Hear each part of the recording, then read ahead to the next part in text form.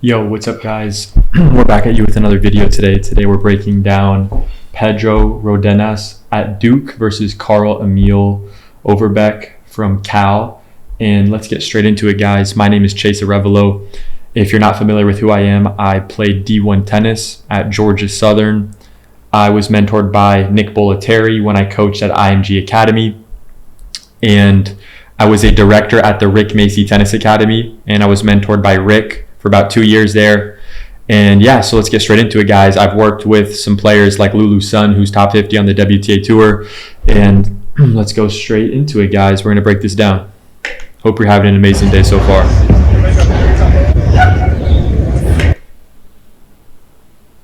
Great shoulder, elbow angle there.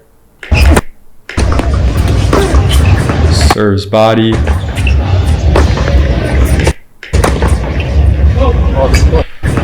So automatically notice how he's not patient staying in the cross-court rally. This is a textbook example of when not being patient enough in the cross-court rally will burn you.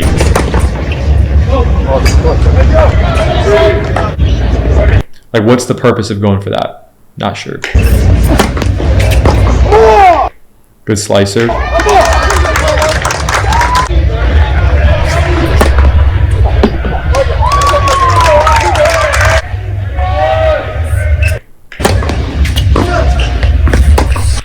Take a look at his return footwork here. Look at his return footwork.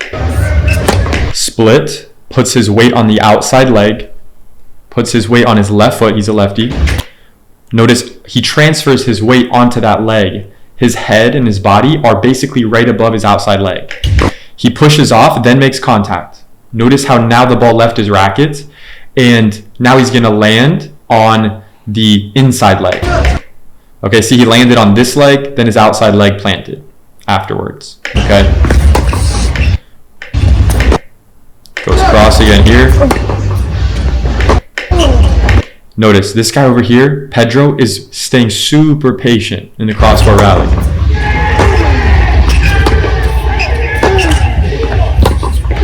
Exactly. See that? Look, he's saying, bro, I can beat you in the cross-court rally. I'm confident with my forehand. So I can hang here all day. I can hang here all day, right? And it's also his forehand as a lefty against the righty's backhand. So it makes sense why he's confident. I'm just going to keep ripping the forehand cross. Let's continue.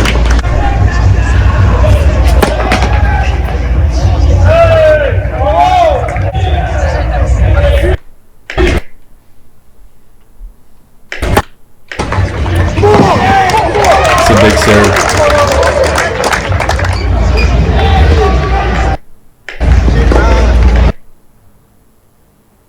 So he has a platform stance.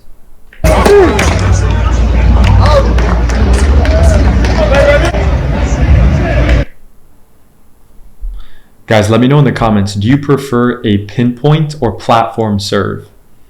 And why do you prefer it? Let me know.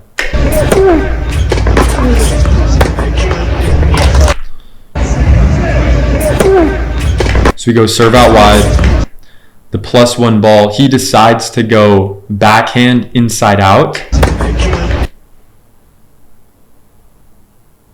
why are you going for that, bro? Right? Why are you going for that? What's the purpose there? Right? Why not? You serve out wide, +1, rip it to the side, bro. Rip the backhand cross court. Unless there's a clear reason why you're not going to do that, I wouldn't do it.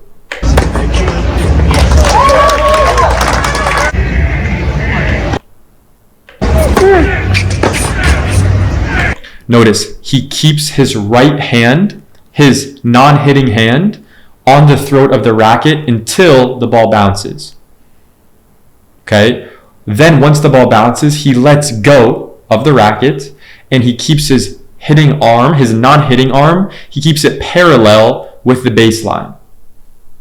He also keeps it straight and level where you could balance something on top of it, where it's not going down like this and it's not going up, it's staying level.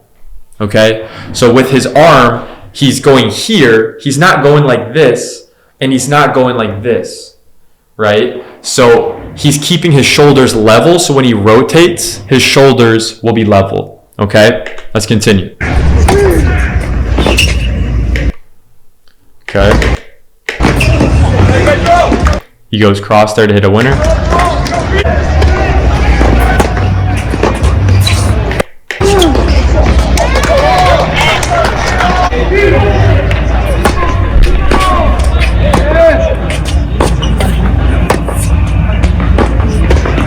Forehand cross here.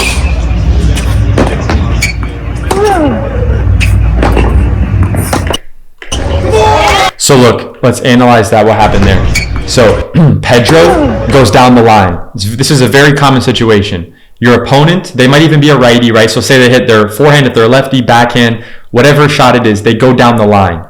Now you're on the run over here, right? You're going on the run, very simple job. Your only objective is I'm gonna plant in the open stance. I'm gonna plant my outside foot, your right foot, as far as I can away from my body. I'm gonna plant and hit, okay?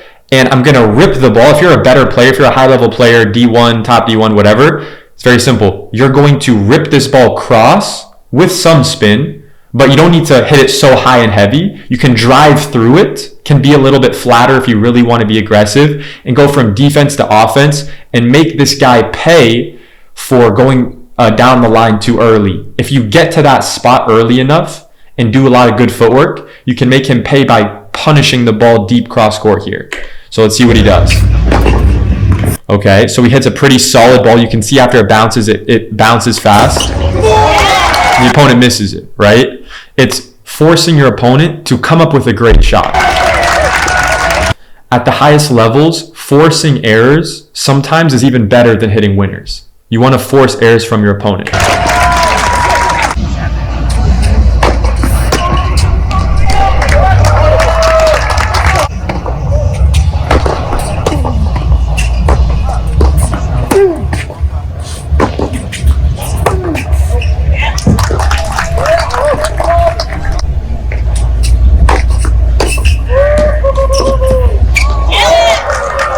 Wow. Okay, so here's a decision. Can I hit a winner inside out cross court? If yes, go inside out. If not, go down the line, inside in. He's probably going to go inside in.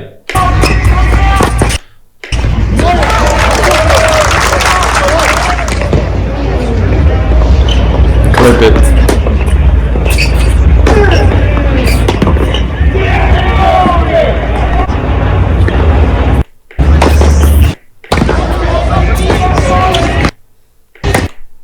Notice how on the open stance he pivots with his right foot pointing to the right side here.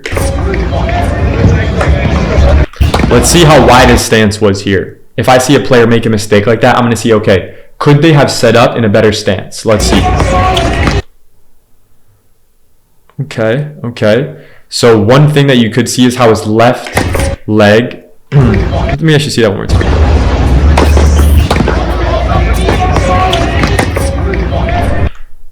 Not bad.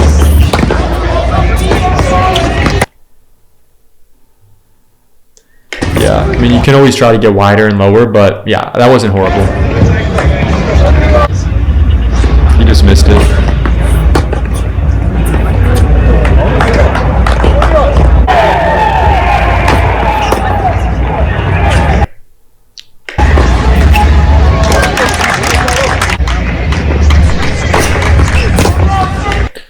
His kick serve out wide broke the sideline here within the service box. Okay, so that's critical if you want to get the most angle. Okay. Oh shoot, he goes. Let's analyze that target he went for there. So good kick serve out wide, gets the short ball. Here's what you have to understand actually. So if you look at it slow motion like this, right? You pause it, you can see clearly, okay, what side is he on? He's on his backhand side, technically, right? He's on the deuce side. He's a lefty. So he's basically here hitting, he's preparing for an inside out or inside in forehand. So inside out would be cross court. But so once you realize, okay, first step is I'm on this side of the court, I'm hitting either inside out, cross court, or I'm hitting inside in. Okay, then the next thing is, okay, I'll go cross court if I can hit a winner, because this is an approach shot. If not, if there's doubt in my mind that I can hit a winner cross court on this approach, I'm going to go down the line. So by following those rules, you would see here how his opponent is in this corner. So if he goes inside out, look, maybe he hits a winner, but I would bet a lot of money that at least the guy will get the racket on it, right? Just from the positioning, right? If he's going to hit it this way, unless he hits it like down the middle or something. But basically, in my opinion, there's no chance he can hit a inside out forehand winner here, just based on his angle and his opponent's positioning. So automatically, even if there's just 1% chance of doubt in your mind, very simple, just go this way, boom, down the line here, inside in. So that's when you should utilize the inside in forehand approach based on this specific opponent's positioning. Yeah, and it's not even necessarily about him just missing the execution on that shot, but it's just about strategically, are you making the right decision? Because everyone's going to miss balls. That's just executing. But it helps to go back and look, wait, did I realize that this was cross and this was down the line? Was I aware of my own positioning on the court, or was I not? Those are some of the things that it's so tough in the moment to pay attention to. So that's why it helps to kind of go back, say, hey, look at my footage and see what's going on.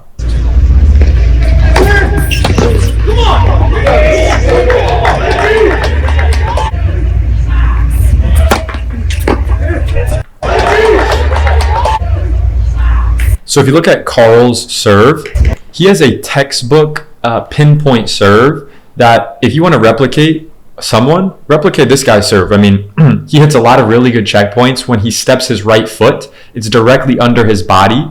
The ball of his right foot is about in the middle of his left foot in line here. And when he pushes from the ground, he gets a lot of vertical component going up. And he has full pronation here as well.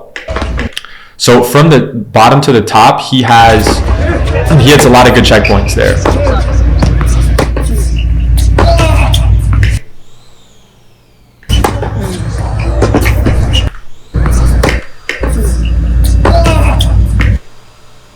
So if you see here, he actually has a huge shoulder turn with his left shoulder blade. Okay. But yeah, that's it for this part of the video, guys. I will see you in the next part. I hope you have an amazing day. See you in the next one. Subscribe to the channel if you haven't already. Yes, you subscribe. All right, I'll see you in the next one. Peace.